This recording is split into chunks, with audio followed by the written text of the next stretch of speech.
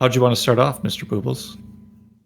Well, I think we can just dive kind of right into it. So, we last time, Gary, we talked a lot about the why and the what and why humanocracy is so important, but we didn't get into the how, and we ran into our time box. And so, I'm just really happy that we were able to, get you on again and spend some time to talk about that. And one of the quotes I want to dive deeper into, and I wanted to use it so many times. Thinking about it afterwards was you said your quote was the world doesn't need, or there isn't a problem with capitalism, is that we don't have enough capitalists in organizations. And I just want to dive into that a little deeper with you. So what did you mean when you said that? Yeah, boy, that's actually a good place to start, because I think if we build on a little bit our conversation last time, we kind of go bigger and look at this big picture thing of where we are in the world right now with capitalism, and then maybe we can go narrow and say so what the hell do I do about it if I'm one person?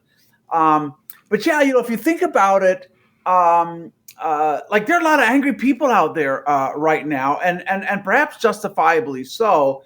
You think of where we are politically at the moment and where we've been over the last few years.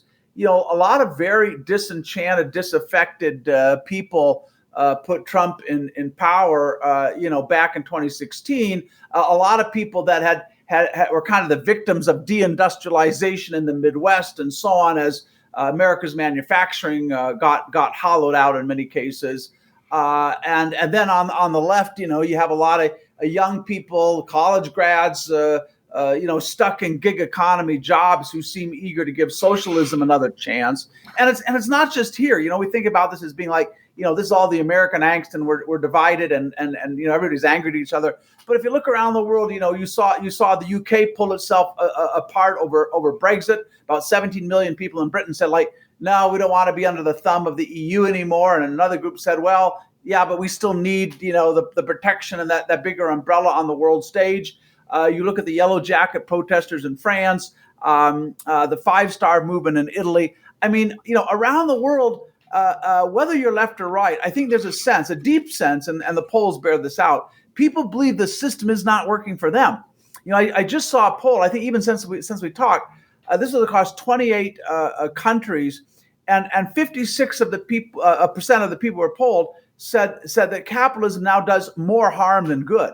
And that's an extraordinary indictment.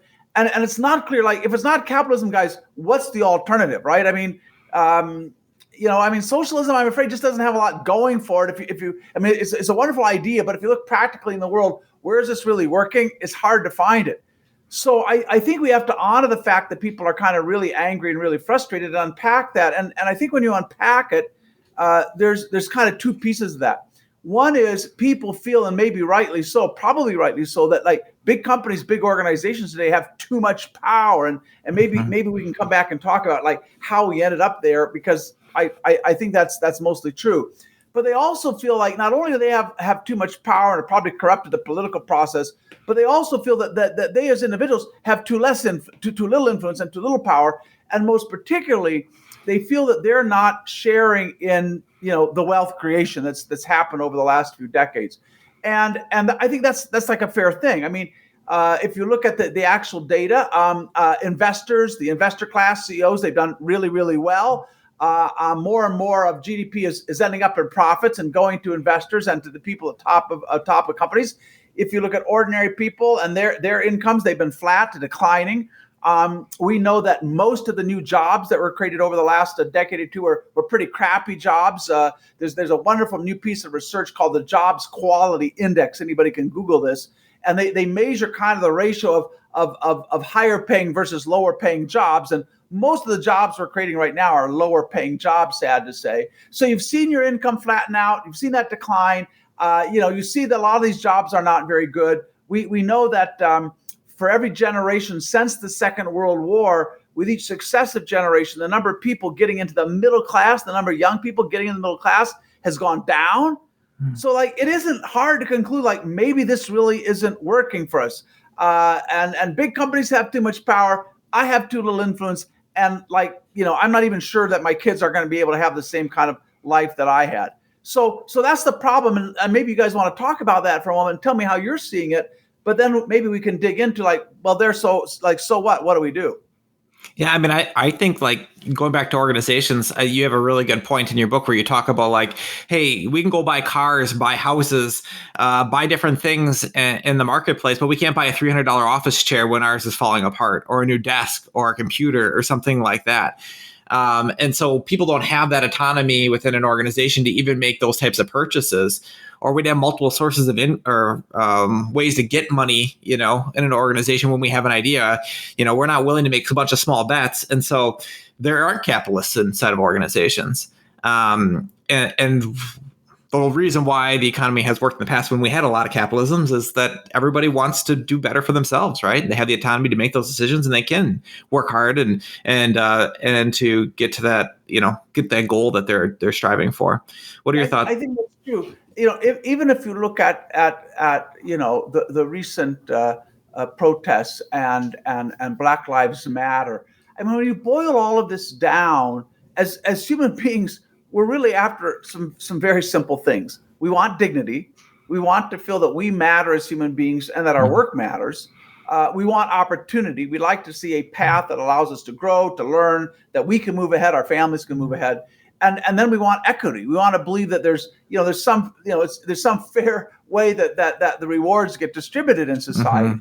And the data, and I think we shared some of this, last time, the data says that a lot of people are not finding that at work. When you only have 17% of people engaged at work, that according to Gallup, and as you were saying, when the vast majority of people at work will tell you, I don't have the freedom to make meaningful decisions. I can't experiment with anything. Nobody's taking my opinion seriously. If you're not finding that dignity and opportunity and equity at work, you're probably not going to find enough of it in the rest of your life to compensate for that. And so I think there is this hunger, and for most people, it's not satisfied at work. But that doesn't mean it can't be.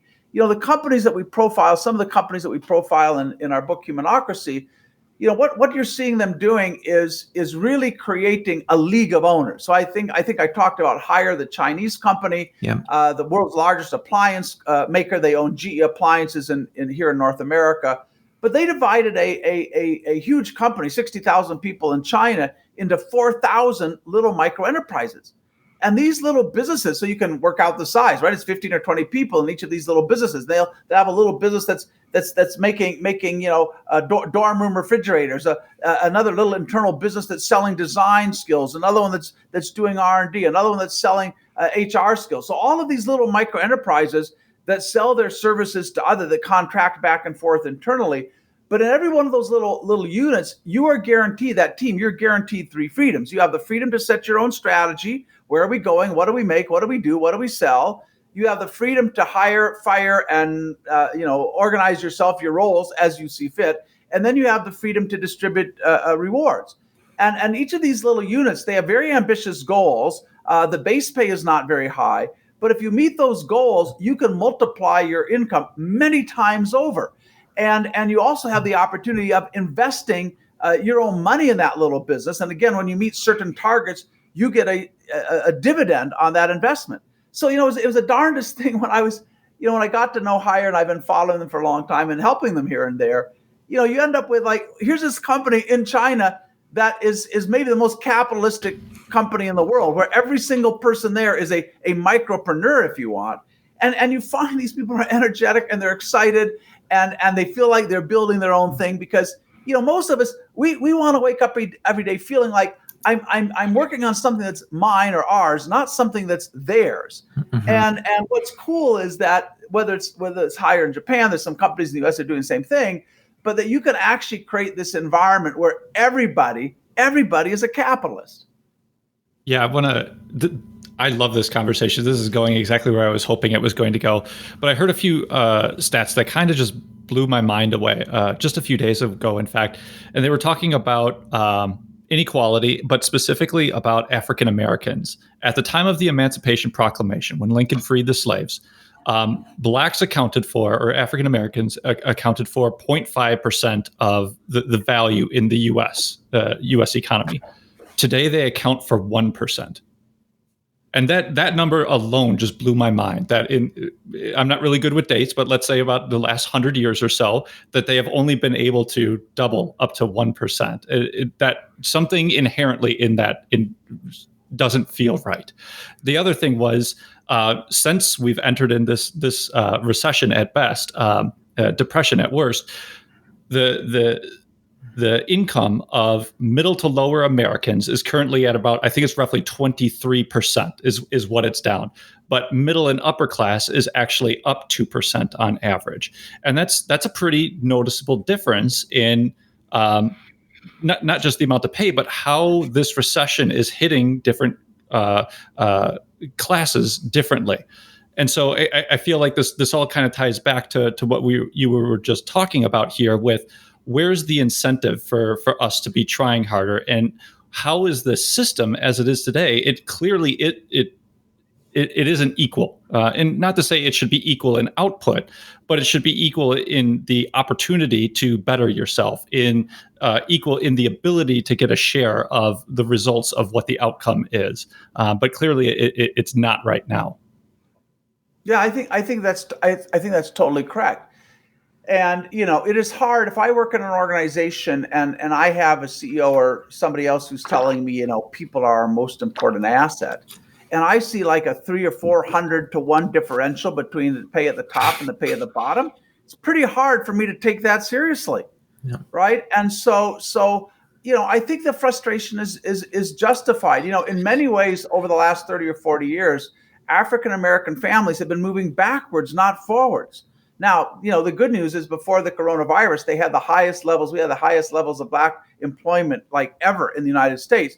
But yet they have not been able to move forward as a group really very effectively at all. And that's true not only for them, but it's true for a lot of other employees in the economy. One of the things that's so frustrating to me is I hear economists talk about low-skilled jobs, but I think that's BS. I don't think there's any such thing as a low-skilled job. I think there are a lot of low-opportunity jobs where you have no ability to grow your skills, to learn, to add more value, and therefore to get paid more.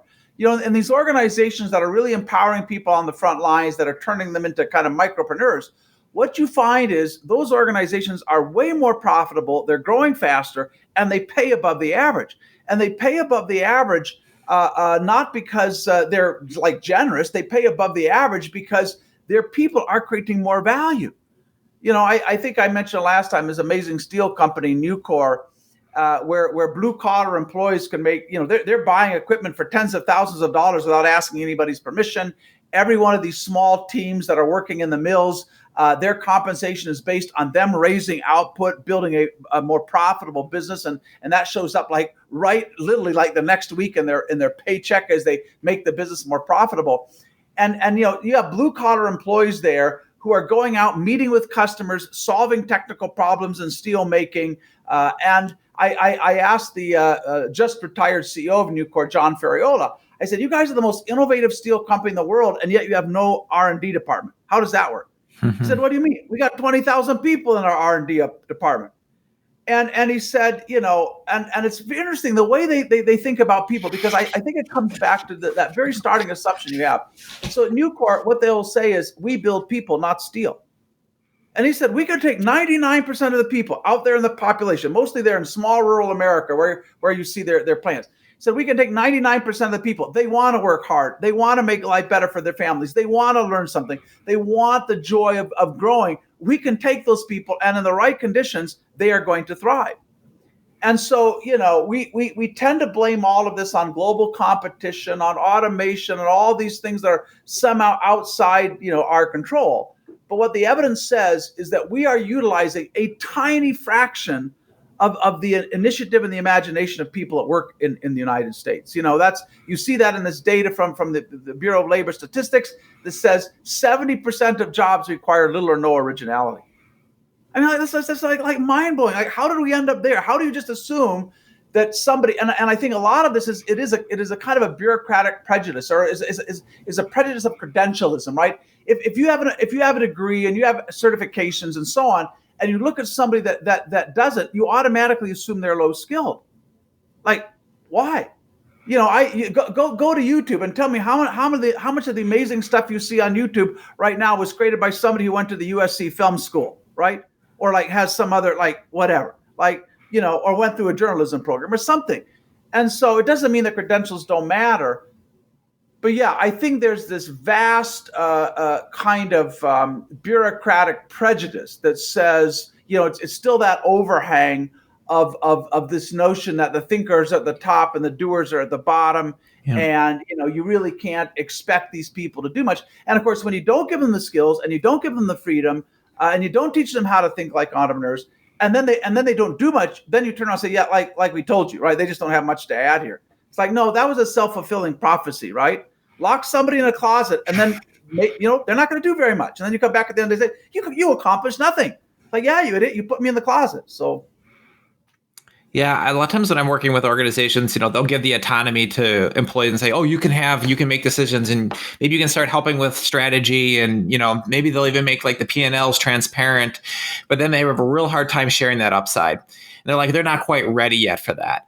And my nudge back always is like, how do you know if you don't put the structure in place? I'm like, well, some people just want to come to work and just do a good job. They don't really care about the business and, coming up with a new strategy. I'm like, well, then they're not maybe the right fit for this organization. Like if you want a pool of people that are all going in the same direction, working, to be innovative and creative, then that's the kind of structure you have to put in place. And then you'll hire and you'll attract people that want that type of environment and they want that structure. They'll be attracted to that. I think that's a very attractive thing for a lot of people out there. So if you put that structure in place, there's not too many organizations that are doing that. And I think you'll get top talent and I think you'll get people who want to work that way. And it will. I think more people who want to work that way than maybe we sometimes think. It's easy to say, well, there's just a lot of people, they just want to show up and go through the motions and collect the paycheck. And I suppose that's true. I'm sure there's some people, that are like that. Probably when you drive by their houses, you can tell who those people are, right? The lawn's not mowed and the gutter's falling down and something. So yeah, maybe. But I don't think that's most people, No. I think in their private lives, people are they're growing their vegetable garden, they're repainting their house, they're redecorating, they're helping their kids with homework, whatever they're doing, but they're taking initiative to build a better life. And just so often at work, they really don't, they don't have that, that possibility. So I have a sense, and I think our research bears this out, that if we could just reduce the bureaucratic load in the U.S. economy by half, we create about $3.5 trillion in more economic value. We double the productivity growth rate. And so, there's nothing that says these jobs have to be low skilled and therefore low wage jobs. That's a choice, not a reality. And I think, all this fear we have right now about robots, that's going to be a challenge. But the thing is, robots are not very good at solving new problems. They're very good at pattern making. They're not very good at pattern breaking. Human beings are very creative. We can do lateral thinking. We can, and so when you give people the skills and the opportunities, there is no finite limit on the number of interesting problems to be solved in the world, right? Value creating problems that can be solved in the world.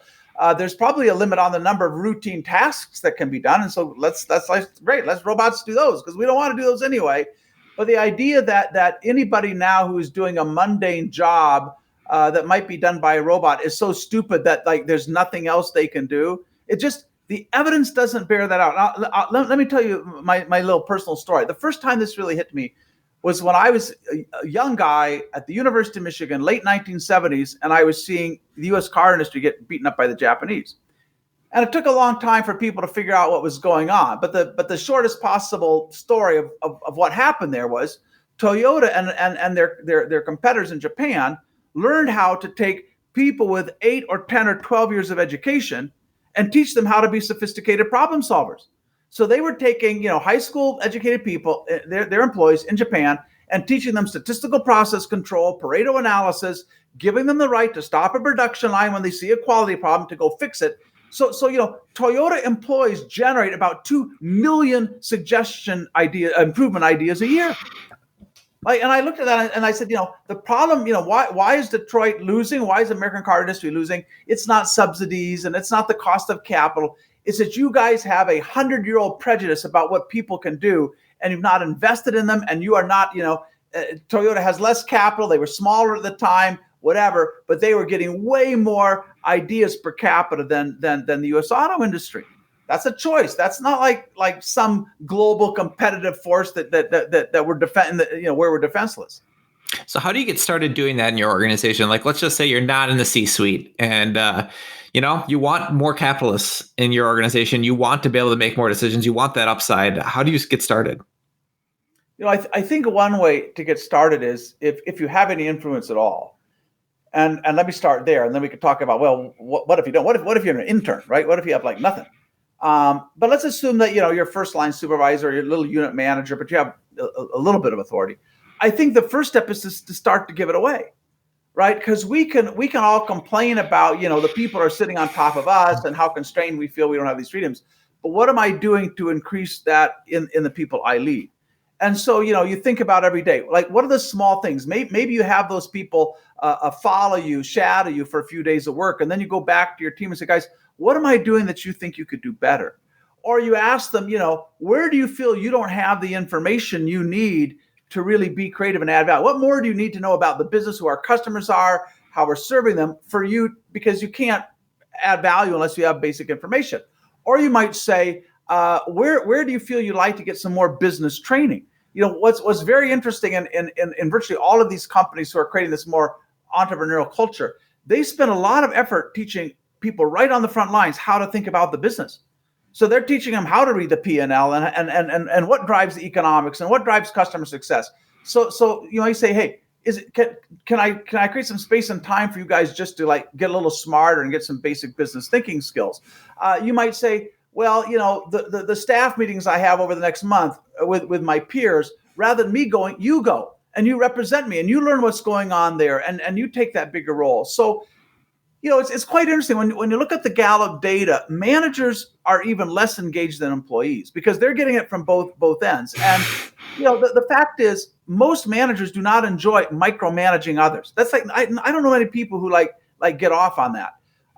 If you're a parent, one of the things that thrills you as a parent at every stage of development is when your kids start making smart choices on their own, right? Whether that's to stop throwing their food or whether it's not.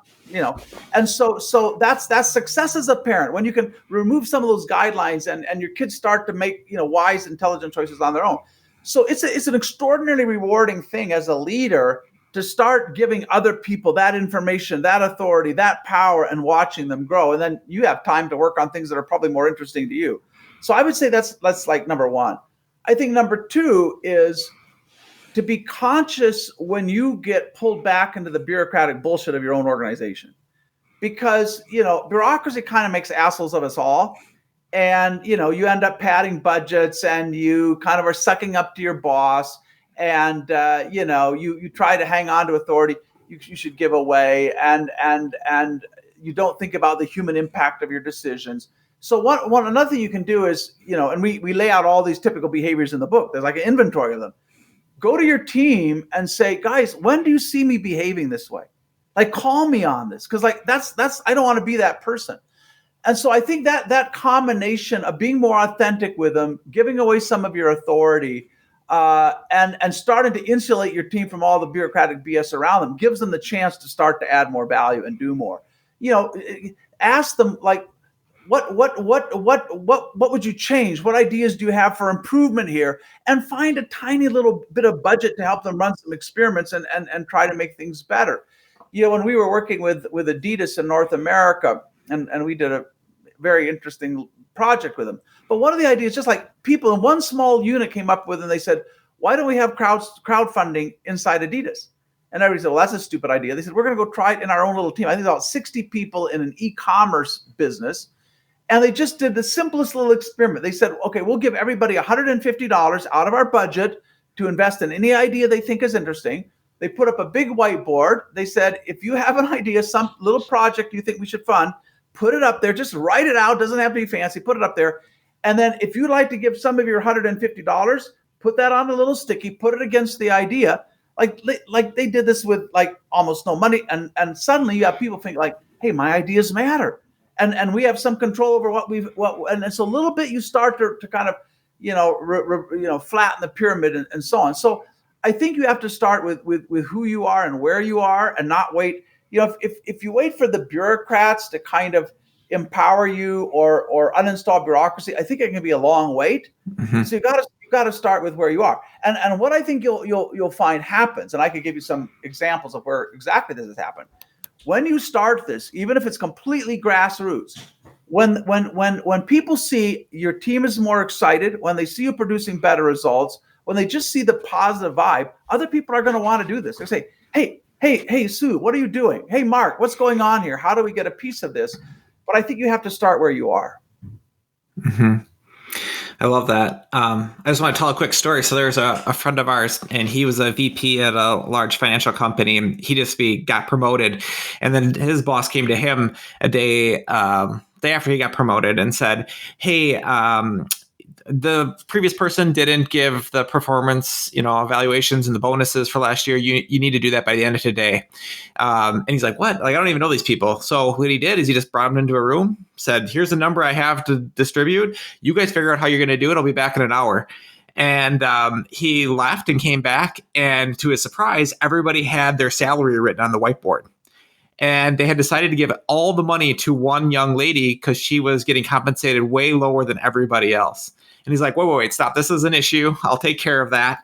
Lawsuit waiting to happen. Now assume she's at the, even with everybody else, and do this again. And so they did. And once he did that one time, that's the way they always wanted to do it. And that team was so empowered after that. They never wanted to go back to anything different. And so that's one of those things where he had to go get an HR partner, in his organization, say, is this legal? Am I going to break any laws? Make sure this is kosher. And then he did it, and it worked out great for him. So I think there's a lot of radical things that you can do. What's that, Gary? And the sky didn't fall. Yeah, exactly. Yeah, the little companies I built, our compensation model typically is, when we do compensation, we give everybody 100 beans representing the compensation pool. And we said, divide those among your peers on the basis of who you think added the most value. And we're not going to tell you what value means, because for some person, it's like we delivered this year. For some person, they're investing in the future. You guys, you're smart enough. You figure that out. That's the way I've always liked the way they do this at W.L. Gore, the material science company, known for Gore-Tex. They have about 10,000 employees. And the way it works there is you every year you will nominate several people as an employee, I guess they call them associates. You nominate several people that know your work. So that might be 7 or 8 or 10 people that know a little bit about what you're doing. And then anytime people have nominated the same person, so let's say Jeff, let's say they nominated Jeff and say, hey, Jeff knows what I'm doing. So now what you have to do, Jeff, when you end up with maybe 20 names of people who said, Jeff, I want Jeff to evaluate my work, you have to do pairwise comparisons. It's actually quite brutal. Mm-hmm. So you go back. Did Sue add more value or did Mark add more value? And again, they don't tell you what that means. You're smart enough. You're a business person. You understand. Is value 100 sales call, or is value somebody worked the whole year finding a new use for Gore-Tex? Yes. Okay. So everybody is getting dozens of these forced pair rankings, and they take all that data, and that puts everybody on a curve in terms of their peer assessed value added. And then that correlates with their salary. And what makes that system, I think, so smart and so powerful is that in most organizations, if your boss is primarily responsible for your performance review and setting your compensation, you spend the whole year sucking up to that individual. And in the Gore system, two particularly salutary effects. First of all, it turns everybody into an entrepreneur. Because I don't negotiate at the beginning of the year some set of KPIs, some bullshit synthetic targets that I have to hit. Everyone is competing to add value. At the end of the year, the question is, who created the most value? And so every day I wake up saying okay, what else could I do? Do I need to get a new skill? Could I be working on another project? Where else do I add value? So it creates that entrepreneurial energy, because nobody's competing for promotion and everybody's competing to add value. The second thing it does is it creates a lot of collegiality, because again, when I report to one leader, manager, boss, my assumption is I can kind of safely ignore pretty much anybody else. But at Gore, you know that your peers are going to be doing the evaluation. And if you stiff-arm them too often, and they're going to say, I just no. So I think, yeah, I think that kind of peer-to-peer evaluation system makes like 100%. And yeah, you have to be careful that people don't form cliques, but there's simple things you can do to make sure, the thing doesn't get poisoned in some way. But it's a much more, another company I mentioned in the book, which is Morningstar, the largest tomato processor in the United States. They have a similar thing where the employees all negotiate their contracts with each other, and they call them colleague letters of understanding. So that I'll negotiate. Typically, there'll be about 10 or 12 signatories to my colleague letter of understanding. About half of them are immediate team members, half may be in people who are in associated roles. But I report to them. There are no managers at all. I report to those people. And then the employees elect local compensation councils. I think they have about 500 team members there. They elect local compensation councils. At the end of the year, they look at, how did you do against your commitments to your peers, and everybody gets to weigh in and say, this is what I think Gary did or didn't do. And what's interesting, everybody thinks that like without a manager, without the hierarchy, discipline goes to hell. But when everybody has a financial stake in the business, when everybody knows the only way we do better here is if our unit and our business does better, I can tell you, they have very little tolerance for slackers. You don't need a manager like beating you with a stick when everybody has a stake in it. And at Morningstar, if somebody's not meeting their commitments, and let's say, Jeff, you come to me and say, hey, Gary, you're letting the side down, you're not living up to these agreements. I might disagree if that's the case. We have to agree on a third party to come in and like hear us out, and they'll kind of give us some advice, and maybe it's okay then. If not, we each get a jury. We each invite 3 people. Now you have 6 people, a jury of your peers, and they look at it and they're going to give you feedback. And sometimes they'll fire somebody. That's the only way you can get fired. But I can tell you, when 6 people fire you, you cannot say that was a personality conflict with your boss, right? No, right. So yeah, there are ways of I don't think you. I don't think. I know you cannot create this kind of entrepreneurship in any organization of any size that has more than 3 management layers. It will never happen. Mm-hmm. Yeah. So things I heard is delegate power that you do have, increase information flow, and wherever possible, like give financial incentives to people, right? And be creative that way. Like those are some key points. Another idea that not experiments, like this little experiment with crowdfunding, that was an experiment. Yeah. I call it a management hack. But the most people work in companies, even relatively small companies of 20, 30 people all the way up. They most of the time they believe they have no influence over the way the company runs, over the business runs, right? I'm in my role. I do what people ask me to do and whatever. And I do think everybody has a choice. You can kind of be there and whine about it, or you can like start to hack the system. You can do something about it. But I don't know. When I talked to you guys last time, did I tell you this? It's a short story, but I tell you the story of Helen Bevan, the British woman who works in the National Health Service. I don't think so. No. Yeah, let me tell you. It's about a 3 or 4 minute story. It's an amazing story. Helen's a friend of mine and one of the most amazing change leaders I've met anywhere in the world. So national health system in Britain is 1.7 million employees. So like it is like bureaucratic as can be, and often doesn't put the patient first, even though that's everybody's intention. There's so much bureaucracy, so many like top-down mandates, rules, targets that often the patient kind of gets forgotten there. So Helen, middle level kind of a change person at the NHS when the story starts. I think it's 2013.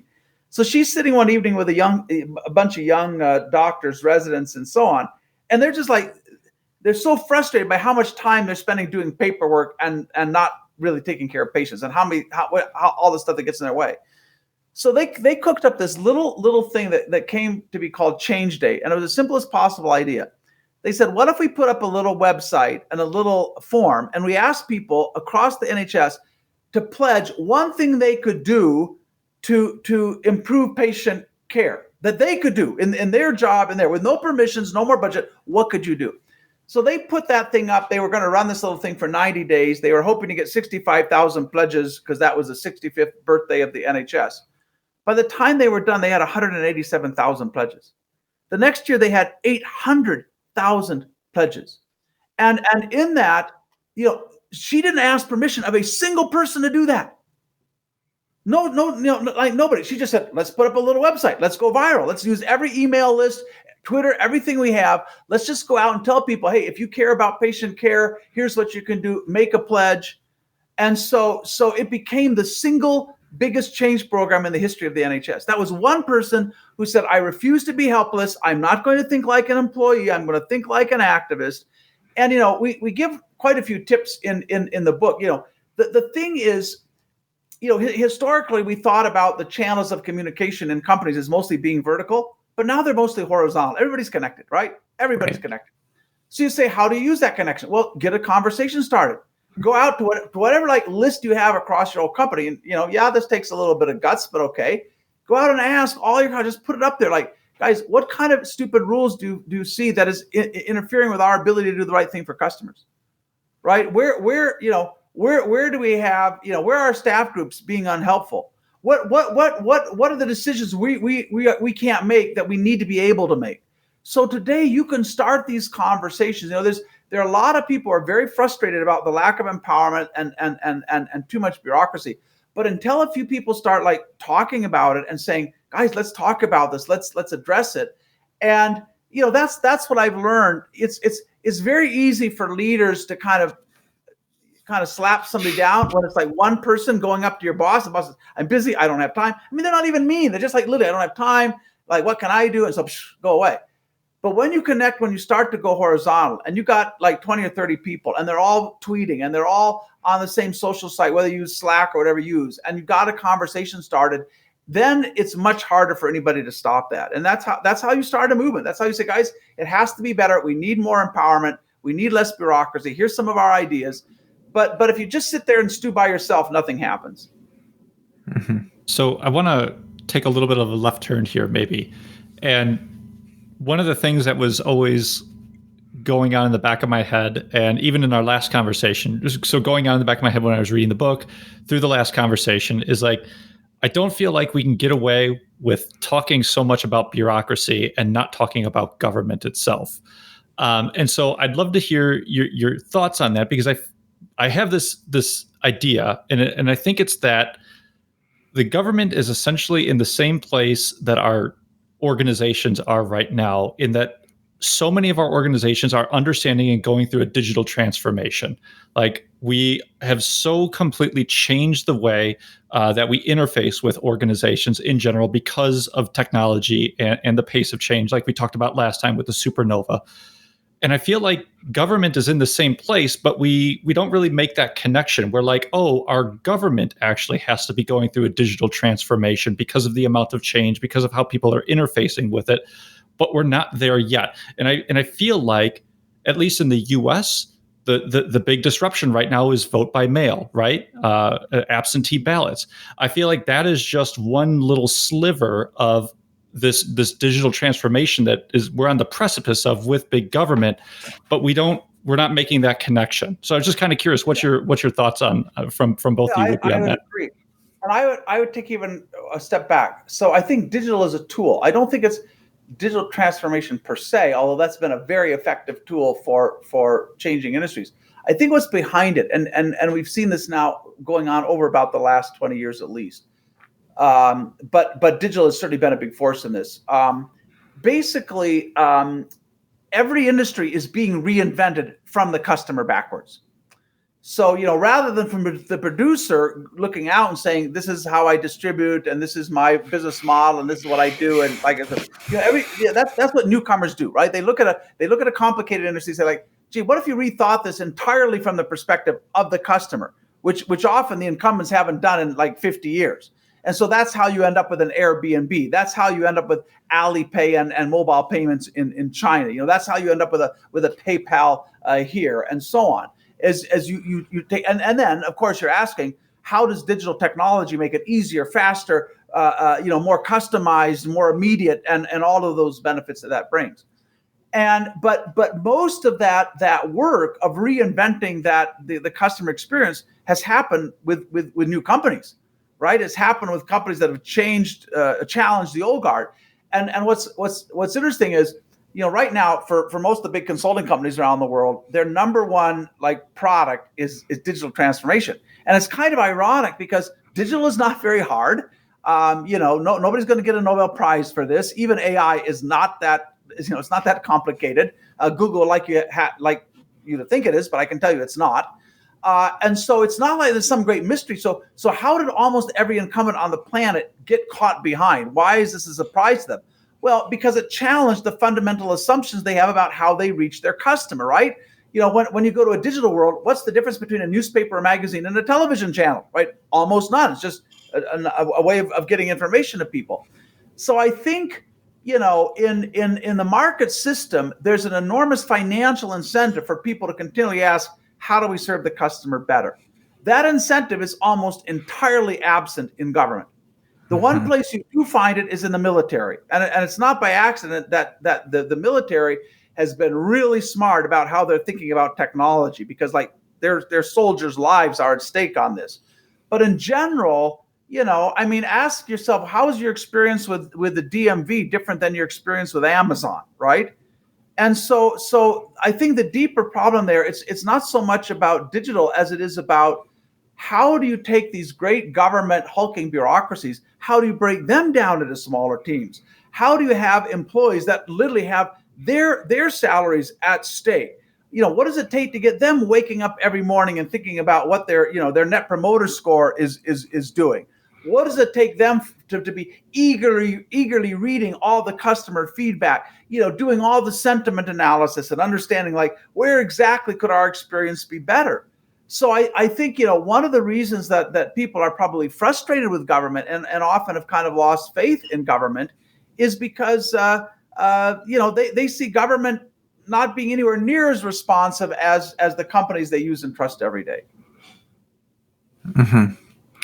Yeah, and there's no entrepreneurs, right, inside of government, right? They're not going to get any of that upside if they do something really well in the DMV. If we can process twice as many license renewals, then there's no upside, right, to doing that. So why do they do that? Why would they want to work towards that? Why change it? Why improve it? I mean, maybe there's some personal, drive to do something like that, but you can see how that could be lacking. And so could we add something? We have a friend of mine who works for another company, and they do a lot of government work, but the way that they do it is they end up creating working prototypes of software for them and give them multiple examples and say, when the RFP product, instead of just saying like, here's a contract, here's what we'll build you, it's like, here's a working prototype. It actually does part what you want it to do, and this is how we enhance it. Here's another one that does something very similar, but it works a little differently. And then that's how they win their bids. And it's really separates them from other organizations. So I guess when a government will contract out organizations that can do that type of thing, they can make sure that they're making good investments. But a lot of times you have monopolies inside of governments too, where it's like, no, we have to use this service. And so then we pay, way more than we should for things. That's how we get those $1 billion overruns on software products and things like that, right? Because we're forcing certain groups to work on certain things that they're just not good at it. They're doing it in poor ways. I agree. There should be no internal monopolies. There should be no monopolies, period. One of the interesting things at Hire is that their internal functions, in most organizations, functions like the CIO, the IT, HR, finance, even R&D, manufacturing, whatever, those are often internal monopolies, right? There's only one place to go. It's, this other thing. So Hire, they divided all of their staff groups into micro enterprises as well. They call them nodes. And every one of those has a P&L. So if I'm a little node and Hire and my job is to help companies find talent, I'm there to help them recruit and hire. Those other micro enterprises will contract with me, but if I don't do a good job, they can fire me. Mm-hmm. And they can either go to another, so they have nodes competing inside, or I can go outside. But what's even more interesting is those internal service providers that Hire. So let's say I write a contract to provide HR help or R&D help. In that contract, there will be a performance clause that ties my compensation, let's say as an HR person, it ties my compensation to whether or not that ultimate product is successful in the marketplace. So here's what happens. If that little product business is behind on shipping, or if the product isn't getting a good customer reception, guess what? Everybody who's supporting them swarms the problem. Everybody has a financial stake. There's not like, no, that's the guys in finance. No, let's get together and solve this thing. But here's the amazing thing. every single employee's compensation in that organization is at risk based on market outcomes. Everybody. And I think in most large companies, it's a tiny, maybe a few people in sales or whatever, whose compensation is based directly on, but everybody else, like, you don't have any place to go. I often hear HR people, they talk about their internal customers. I say, really? Their customers? Can they fire you? No. Okay, let's stop pretending they're customers. Customers can fire you, right? They're not customers, right? So yeah, I think and maybe the serious conversation we need to have is, how many of us really want to work in that environment? Maybe a lot of people are just content, I don't know, to say, yeah, protect me. I don't want to have to think. I don't want to have to change. I don't want to be vulnerable. I'm happy just to do my job, be mediocre, and but it's in a sense, none of us get that choice anymore, right? We cannot protect, we cannot protect our economy from the forces of change. We cannot protect our economy from competition. So either we decide we're going to protect some people from that for whatever reason, I don't know, but we'll let you just blunder along in your jobs. You don't have to improve your service. You could be a monopoly provider, and the rest of us will kind of cross-subsidize that mediocrity. Or we got to say, no, guys, this is the world we live in today. This is the spirit of America, the spirit of enterprise, the spirit of making things better. We're all going to be in it together, and and all of us have a stake in this. So, the CEO and chairman of Haier, Zhang Rumin, he said, and he was only exaggerating slightly, he said, we do not pay our employees anymore. They're all paid by their customers. Mm-hmm. And if you don't have customers, you don't get paid. You can imagine other worlds, but I think that's kind of, and that has to happen ultimately in the public sector everywhere else. And I have to believe that those poor people I meet sitting behind the desk at the DMV, who have no freedom to do anything, who have no upside at all, they're going dear God, there's so much stupidity around me. We're doing this so half-assed. I can clearly see a better way. For God's sake, just give me the chance to do it. And so, I think they're ready. I think they're willing, and we have to get out of their way. But if it doesn't happen in government, if government becomes less and less productive part of the economy, then that's just a drag on everybody else. So we have to have our government as productive, as effective, and the way of doing that is not to say, okay, let's outsource government services. Let's give them to the market. I mean, some places that may be necessary. But I wouldn't do that until first I try to bring the market inside those agencies and institutions. And then we can decide whether we're so hopelessly, uninnovative that the only way and unproductive, the only way to do this is we have to give it to an outside contractor. But let's see if we can do it ourselves first. Yeah, and I feel like this has come full circle right here back to capitalism doesn't have to only exist outside of our organizations, right? We can make capitalists out of our employees as well. Just doing many of the things that we were talking about here earlier.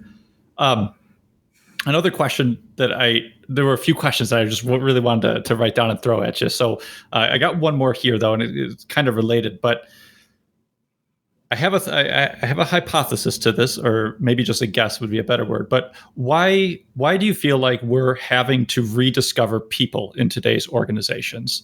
There is a competitive advantage to actually treating people as a valuable resource as opposed to just cogs in a wheel. What are your thoughts on that?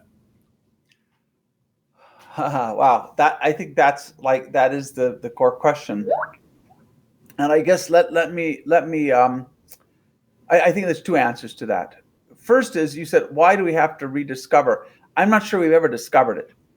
So, if you go back, so modern management, modern organizations are basically a mashup of two ideas: military command structures, which go all the way back to Julius Caesar and as far back in history as we can go, and the principles of industrial engineering, which really starts with Frederick Taylor in the early 1900s and the principles of scientific management. And if you go back and you read Taylor, which I have, he and you appreciate the time in which he was writing and working. At that time, the average employee was illiterate, and most some were pretty educated, some were literate, but most illiterate. And so you needed to invent this new class of overseer. We called it a manager, to come and tell people what to do, because literally they had no clue. In fact, I remember in the principles of scientific management, Taylor says the average employee, and he uses this term, he says stupid. He says the average employee is so stupid as to not understand the idea of a percentage. All right. Mm-hmm. So if that's the world you're living in, yeah, people need a lot of oversight. That is not the world we live in anymore. So I think we started out, and the other thing he said, which we are exactly the same point today. He said, in the past, humans came first. Now the machine needs to come first. So in the past, we had craft-based industries. Everybody kind of did what they wanted. It wasn't very productive. And he said, if we want to master economies of scale and make all these products affordable to people, like we got to have that kind of machine-like regularity and discipline and so on.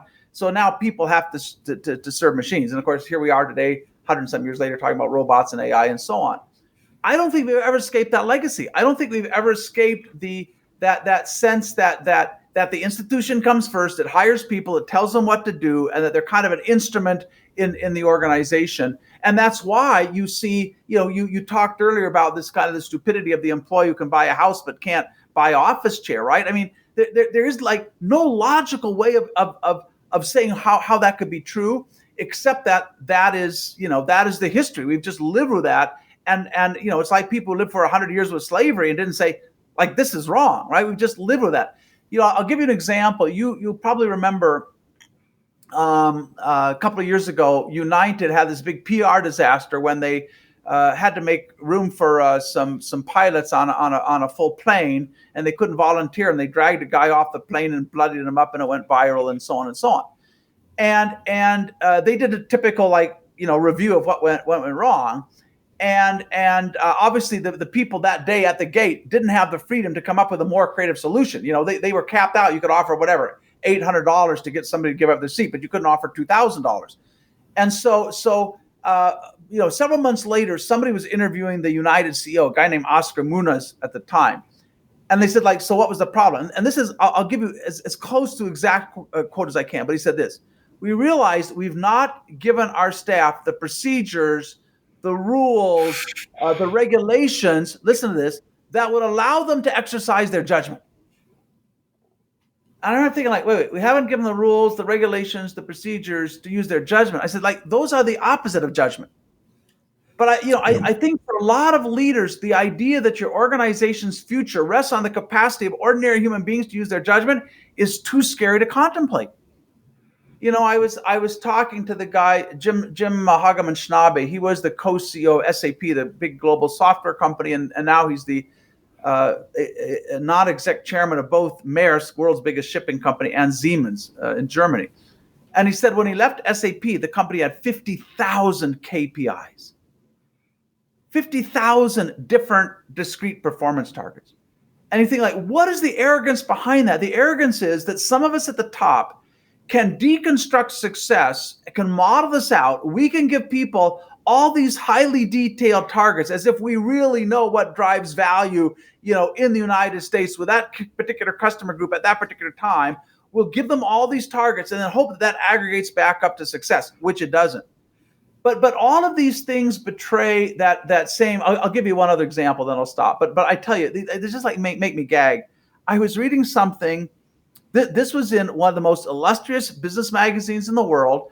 It was an article written. One of the co-authors was the head of one of the most prestigious consulting companies in the world, and he said this.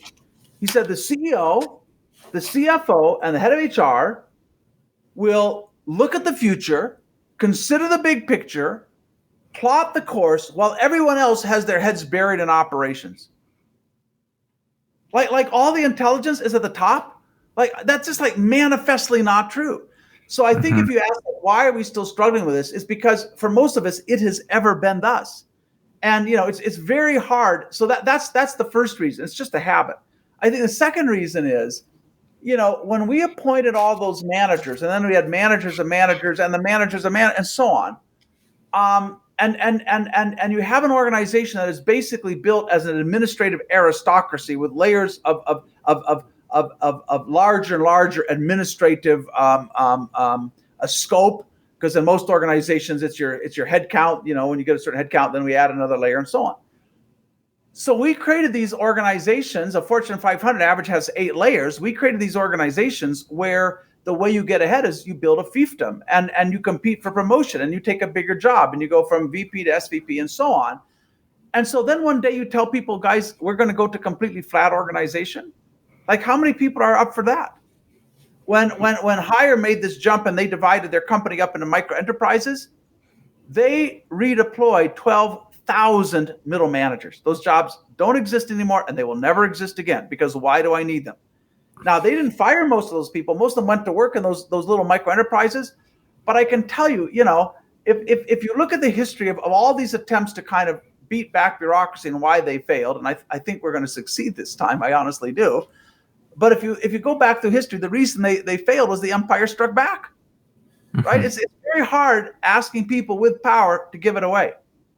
And yet, there's like no possible way of imagining organizations more capable, more human than the ones we have right now, unless we dramatically flatten the pyramid. But that's a hard thing to talk people into doing.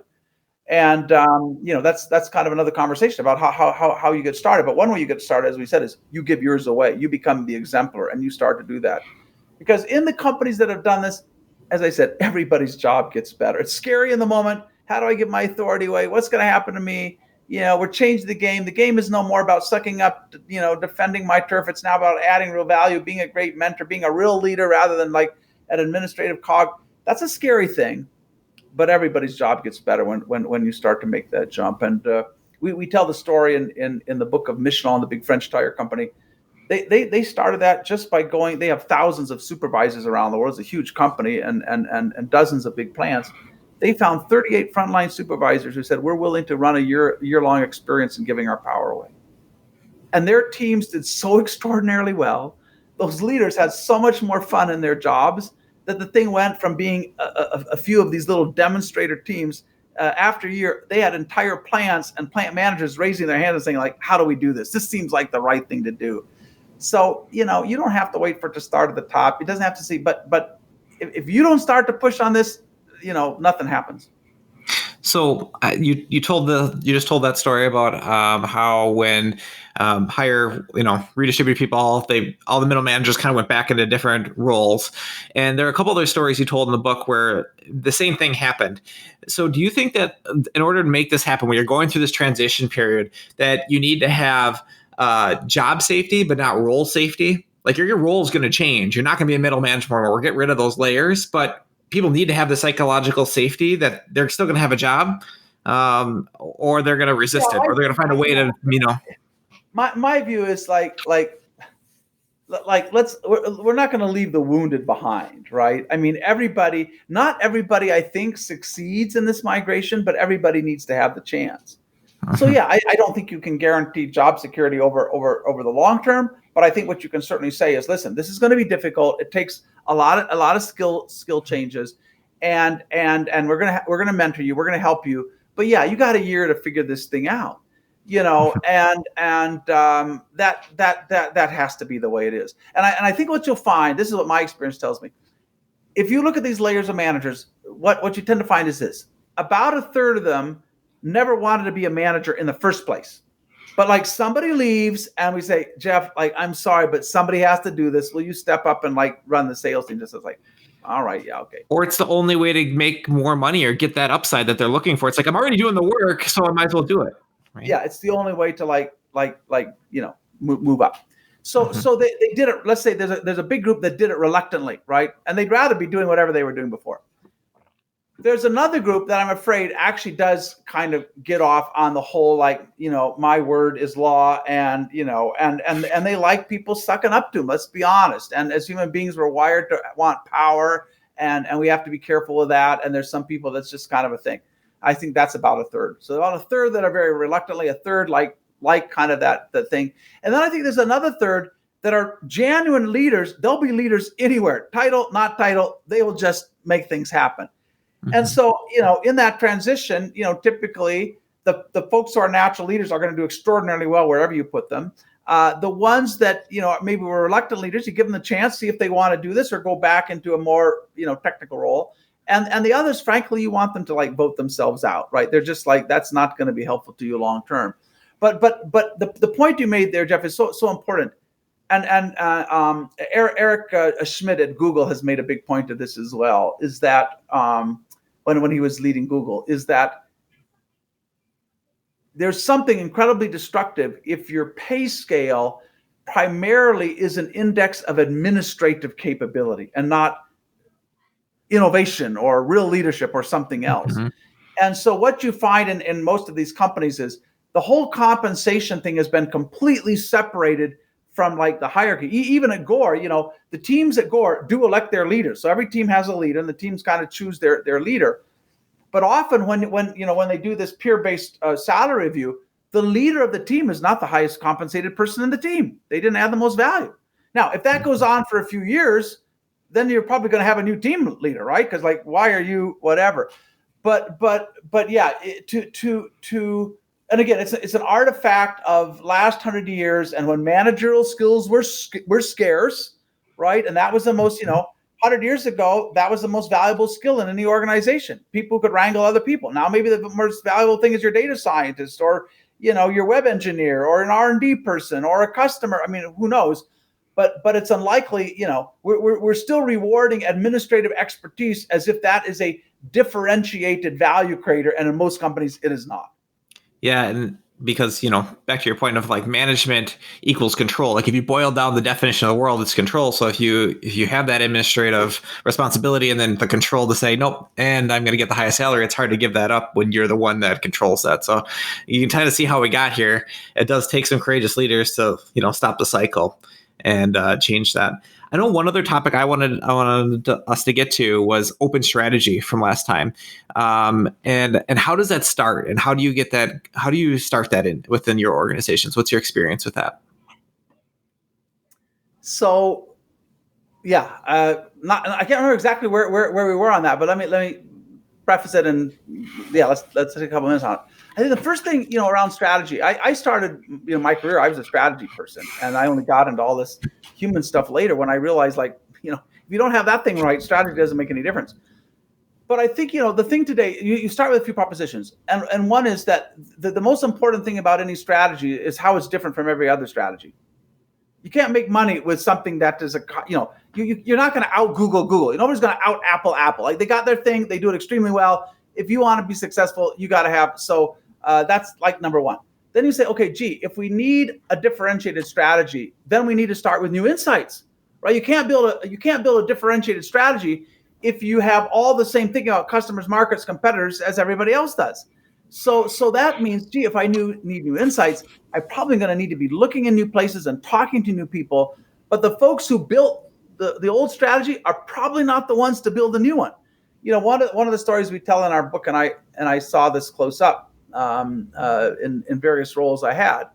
But, Microsoft basically lost a couple of decades. I would say, I don't want to be like mean, but pretty much the Ballmer era was kind of a wash for Microsoft. Because, from about 1993 or so to 2013 or something like that, when Satya Nadella took over, because, they become so successful, and they had, Ballmer and indeed Gates had this mental model of, we sell to CIOs. We have this the industry is deverticalized. You have software, hardware, and the manufacturers like Dell and so on. That the PC is really a productivity device. It's not for creativity or for entertainment. It's like, it's just like for office workers with PowerPoint and Word and so on. So that was their mental model. So they missed just about every new opportunity for 20 years in that time frame. And we're late to late to cloud and late to tablets and late to mobile and so on. And so in that old strategy process where we give most of the responsibility for setting strategy and direction to a small group of people at the top, then your strategy is entirely dependent on the imagination of a tiny group of people whose emotional equity is often invested in the past. Because often to move forward, you got to change direction. You got to, and so often the people at the top feel they need to defend those. I'll give you a classic point. So a young team at Microsoft was working on their version of the tablet. This was before the iPad came out. They had something that arguably was better than the iPad. They'd shown it to a few journalists. The journalists were blown away. They had developed a new OS for it that wasn't exactly Windows, because Windows didn't work on that device. So they go into Ballmer to pitch this thing. Ballmer says, like, well, what OS is he using? They're saying, well, actually, it's not Windows. And he uses like this big expletive, and he said, what, the blank? He said, are you here to blank Windows? Like, this is us. This is Windows. That's who we are. Well, even Apple, when they went to the iPhone, they didn't put Mac OS in it. They put iOS in it. So he killed the project right there. So I think, one of the primary reasons you need open strategy is you have to be able to escape the orthodox thinking that so often you find at the center of a company. Like number two, looking at Silicon Valley, that the probability of any particular idea being like a breakthrough is small. That's why venture capitalists, they'll in a year they'll talk to a couple thousand potential entrepreneurs. They will finally end up with a fund of 15 or 20 companies, and you hope one is the breakout. So that also means that if you want to find a breakout strategy, not only do you have to have new people involved and new perspectives and new minds thinking about this, but you are going to have to generate a lot of options. And so the way I think about this is in strategy making, you have to diverge before you converge. So you have to create a lot of options, because the probability of finding a breakthrough strategy is an arithmetic kind of relationship with the number of options you created in the first place. If you create 5 options. And so in most companies, I have to say, the strategy process is not even strategy, it's planning. So you've heard the term strategic planning. It's a completely oxymoron. It's like virtual presence or a man bun, right? It's just a bullshit term. It's no such thing. So you talk about strategic planning. No, that's all planning, right? Because they've never gone through the process of really creating. So when we work with organizations and we do open strategy, our goal is to create literally thousands of new strategic insights. And what's interesting is when you do this, and you get enormous quantity of new ideas out, often what's important is not the individual ideas, but the themes. So when we were doing this, for example, we did one in our work with Adidas in North America. We did this kind of thing. We did an open strategy project with them. Thousands, I can't remember, thousands of ideas, thousands of peer review. But then you start to look at the collection and go, there's a whole set of opportunities here that are about serving women better. And you go, yeah, that's like true. As a sportswear company, we kind of missed that whole thing. That's why Lululemon exists, right? And then you had a whole nother set of ideas that are around esports. Like what's the odds that somebody 50 years old is going to see esports even as sports, right? And so what you get is, you're finding people whose emotional equity is invested in the future, who are out there on the fringe, who are talking to customer groups, who in their own lives are part of constituents you're not part of. And so that generates the variety, the diversity that charges up the strategy process. And then you start to say, well, what are the themes? And then those really become the strategy. Well, gee, let's serve women better. We need to be way in front of e-commerce. Let's go figure out this esports thing. But there's no way that the traditional process, which is very linear, the same people having the same conversation for 3 or 4 years in a row, you'll never get a breakthrough strategy that way. So is this something that you've worked with organizations to do continuously? Like, is this just an ongoing thing, and then you kind of accumulate these ideas and bring them together? And who does that? Is it? It's still a very rare thing. We've done it probably over my career. We've probably done this seriously a half dozen or maybe 10 times. I'm not really a consultant. I do it occasionally because I have fun and I learn something. But I don't think this is not the way most companies develop strategy. It's very interesting. Companies have been very quick to embrace some of these new collaborative technologies, but most of the way you're using, whether it's Microsoft Teams or Zoom or Slack or whatever, they're basically using them to improve team productivity. So these new collaborative technologies are to teams what Microsoft Office was to individuals 30 years ago, right? It's like, oh, we can share schedules and we can share documents and we can set up our calls and we can like that. Like, oh, that's great. You're reducing the friction in teamwork. But what companies aren't doing is using these collaborative technologies to say, let's hack the whole management model, or let's have a company-wide conversation about strategy and where do we go next. The first place we did this, and it's kind of lost in history now. I'll probably never write it up. I think there was some article somewhere, but the first place we did this was in 1992 or 3 at Nokia. And it was very interesting. I got this call from this little company I never heard of. I was I think still living in London at the time, but I got this call, this company I never heard of up in Finland, saying, "Hey, we've been working with the Finnish government on something called whatever, I can't remember, the Finnish mobile standard or something. So we're developing mobile phones for the military, and we think there's a bigger opportunity here.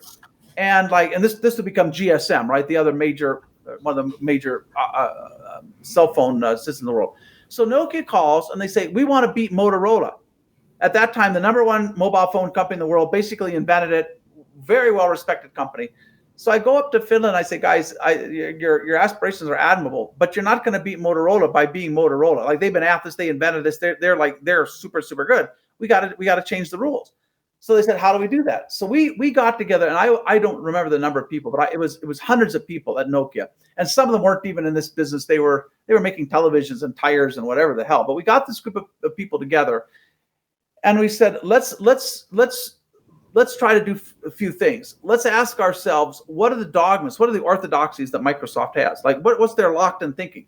And one of their locked-in thinking was the phone is for professional people because it was expensive. It was for business people and so on. And so he said, like, well, maybe this could be for everybody. So we had teams of engineers in Tokyo, in the club scene there, and Venice Beach, hanging out with kids saying, well, how would we think about mobile? What would they do for kids if everybody had a mobile phone? But we had hundreds of people involved in this, sent them around the world, developing new insights. They came back with a couple of thousand, what we thought were kind of intriguing ideas, clustered those all together, and three big themes emerged out of that very open approach. One was that the mobile telephone is for everybody, and it was going to be more than a phone. So that became kind of one of their core strategies, like more than a phone, because people are coming and saying, hey, this can be used for payments, this can be used for texting, this can be used for photographs. There's all kinds of things you can do with a phone. So like more than voice was one big element. Another group came back and said, yeah, this is for everybody. This is going to be a global lifestyle device. In fact, they said this is going to be the next Sony Walkman for anybody who's old enough to remember that, right?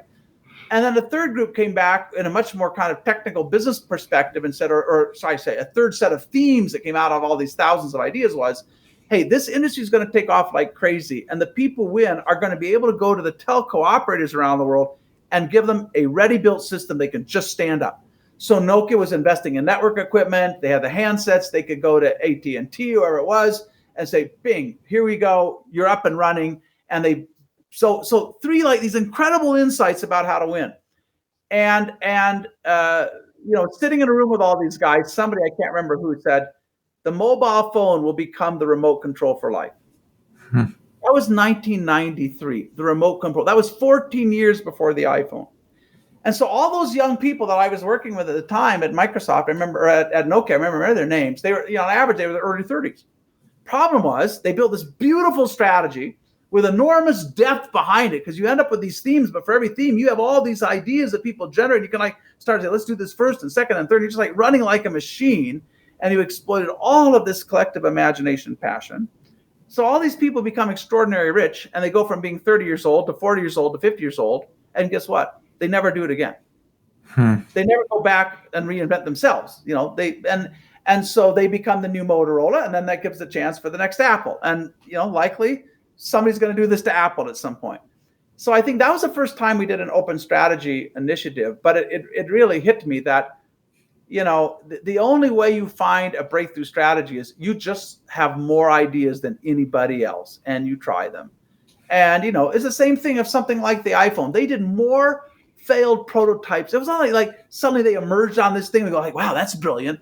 Like, they tried so many different varieties of that before they said, yeah, that works. So there's, when it comes to strategy, there's just like no substitute for variety, no substitute for number of minds, number of ideas. And then you can start to say, like, okay, what are the big ideas that we find here? But most companies, it's like a mystery to me. And the only logic I can give you for why every company doesn't do open strategy is because, again, how do you justify the big pay differentials if you say, hey, we don't have we don't have the crystal ball, we don't know what's going to come next. Like, guys, the next great strategy could come from anybody in this business. Mm-hmm. So again, I think it goes back a lot to that intellectual prejudice. We've seen this. We did something like this 20 years ago for Whirlpool. It made enormous difference to Whirlpool at the time. I saw African-American woman on an assembly line who, had a multi-million-dollar idea. And I can tell you, never before in her career had anybody asked her to think like an innovator. Nobody had trained her, and in every one of these organizations, we train every single employee how to think like an innovator. how to challenge industry orthodoxy, how to find unmet customer needs, how to understand the revolutionary potential and emerging trends. You can teach anybody to do this, just like Toyota could teach anybody how to do statistical process control. And so, I talked to all these CEOs. I said, Gary, we're serious about innovation. I said, yeah? How many people have trained to think like innovators? None. I said, okay, you're not serious. Some say, Gary, this is great. And some say, are you out of your mind? That's all right. But as long as you're getting the results, and when it works, right? And a lot of people don't like the way that it's going to work, right? Billions of dollars of market value. We built, I think, what was at the time the first innovation marketplace in the world inside of Shell. It still runs. It's created unbelievable amount of success for Shell. It's called the Game Changer, whatever initiative project. I don't know what they call it. It's called Game Changer. But the simple idea at the time, every employee deserves a chance to get their idea funded. Mm-hmm. And so we created a peer review process where if you had an idea that you thought had some merit, you would send it not up the chain of command, not off to but you literally, we changed it every few months, but it was a jury of your peers that would look at the idea. If they thought it had merit, they would give you an immediate small grant. At the time, it was about $25,000, give you 30 days off of your responsibilities, go start to build this idea out, come back in 30 days, tell us how it's going. And if we think it has merit, we'll fund you again.